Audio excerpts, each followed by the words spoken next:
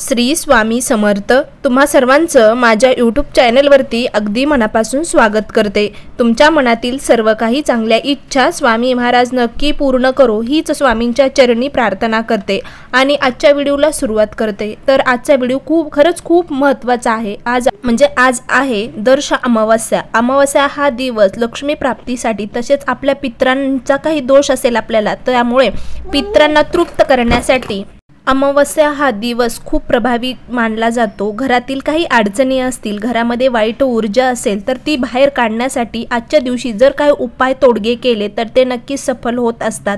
तर आजच्या व्हिडिओमध्ये आपण बघणार आहोत की आपल्याला पितृदोष असेल आणि पितृदोष जर आपल्याला असेल तर बऱ्याचशा गोष्टीचा आपल्याला सामना करावा लागतो। म्हणजेच आपल्या घरामध्ये मंगल कार्य घडून येत नाही, घरामध्ये बरकता येत नाही किंवा घरामध्ये सतत काही ना काही छोट्या अडचणी येत असतात। तर त्याचं कारण सुद्धा पितरांचा दोष आपल्यावर असेल तर आपल्या घरामध्ये कोणतेही मंगल कार्य घडत नाही। मंगल कार्य घडत असताना काही अडचणी बाधा येत असतात, त्याचंच कारण हे पितृदोष आहे।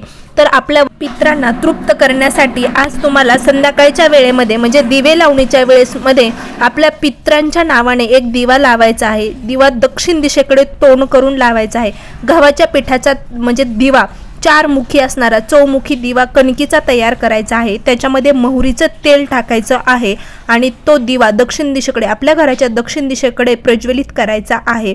पितरांच्या नावाने हा तुम्हाला दिवा लावला तर जो काही तुम्हाला पितृदोष असेल किंवा तुमच्या ज्या घरामध्ये थोड्या अडचणी येत आहेत मंगल कार्य घडण्यासाठी त्या दूर होण्यास तुम्हाला मदत होईल। कितीही 3 पिढ्याचा जरी तुम्हाला पितृदोष असेल तरीही तो नष्ट होण्यास तुम्हाला खरंच मदत होणार आहे। त्यानंतर काळे तीळ सुद्धा खूप प्रभावी मानले जातात। जर का आपल्यावर आपले पित्र नाराज असतील आणि त्यांना खुश करण्यासाठी जर तुम्हाला काय करायचं असेल तर आज तुम्हाला शक्य होत असेल तर म्हणजे गंगाजलमध्ये थोडंसं पाण्यामध्ये आपल्याला ते काळे तीळ वाहत्या पाण्यामध्ये थोडेसे त्यांच्या नावाने पितरांच्या नावाने काळे तीळ आपल्याला टाकून द्यायचे आहेत। त्यानंतर कारण आजच्या अमावस्याला दर्श अमावस्याला विशेष असं महत्त्व देखील असल्यामुळे संध्याकाळच्या वेळेमध्ये जर तुमच्या घरामध्ये एखादी म्हणजे वाईट ऊर्जा आहे, तुम्हाला रखरख घरामध्ये भासत असेल किंवा तुमच्या घरातली एखादी व्यक्ती सतत आजारी आहे पण तिचा आजार पण काय आहे हे सुद्धा तुम्हाला नेमकं कळत नसेल, पण सतत झोपून असते, उदास राहते तर किंवा तुमच्या घरामध्ये एखादं यश प्राप्ती होत नसेल एखाद्या मुलाला तर तुम्हाला जाणवत असेल की आपल्या घरामध्ये खरंच वाईट शक्ती आहे किंवा नकारात्मक शक्तीने प्रवेश केलेला आहे तर आज संध्याकाळी तुम्ही दिवे लावणीच्या वेळेस आपला मेन जो उंबरटा आहे तर तिथे काय करायचं आहे, पंती घ्यायची आहे, त्याच्यामध्ये कापूर घ्यायचा आहे, भीमसेनी कापूराच्या 2-3 वड्या घ्यायच्या आहेत, त्याच्यामध्ये 2-3 लवंग टाकायचे आहेत, तमालपत्र घ्यायचं आहे, थोडंसं गाईचं शुद्ध गाईचं गावरान गाईचं थोडंसं तूप घ्यायचं आहे आणि प्रज्वलित करायचं आहे जेणेकरून आपल्या घरामध्ये जी वाईट शक्ती आहे ती निघून जाण्यास तुम्हाला मदत होईल।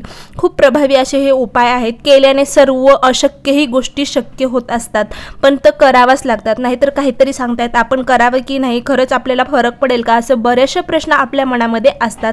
तुमच्याच काय माझ्या मनामध्ये सुद्धा असे प्रश्न पडतात की आपण ही छोटीशी सेवा केली तर एवढे मोठे आपले म्हणजे जे काही संकट आहेत ते दूर होतील का। तर केल्याने सर्व साध्य होत असतं, त्यासाठी आधी करायलाच पाहिजे। नक्की तुम्ही करून बघा, आज नाही फरक पडला दुसऱ्या अमावस्याला फरक पडेल, पण सातत्याने करत चला, केल्याने सर्व शक्य होत असतं एवढंच सांगते। या प्रकारे आजचा व्हिडिओ होता। खरंच व्हिडिओ आवडला असेल तर नक्की लाईक, शेअर आणि सबस्क्राईब करायला मात्र विसरू नका। श्री स्वामी समर्थ। जय जय स्वामी समर्थ।